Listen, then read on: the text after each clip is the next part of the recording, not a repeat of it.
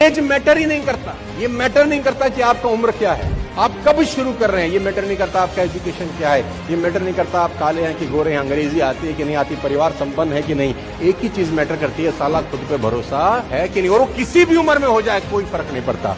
George Bernard Shaw 90 साल की उम्र में पेड़ से चढ़कर गिर गए। पेड़ पे चढ़ते चढ़ते जॉर्ज बर्नार्ड शॉ बहुत बड़े आदमी 90 साल की उम्र में पेड़ से गिर गए, हड्डी टूट गई। तो किसी ने बोला भाई साहब 90 साल की उम्र में पेड़ पे चढ़े।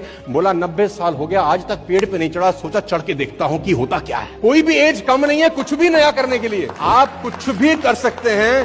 कोई एज मैटर नहीं करता, एजुकेशन मैटर नहीं करता, आप कौन से गांव से आते हैं, कौन सा गांव है एपीजे अब्दुल कलाम का, कहां से निकल के आदमी। और ये कहानियां नहीं है, ये सच्ची घटना है। ऐसा एक स्टोरी नहीं है, ऐसा मैं दर्जनों कहानियां सुना सकता हूं कि आदमी ने जब अपने ऊपर भरोसा किया, कायनात उसका मुकद्दर बनाने में लग गई।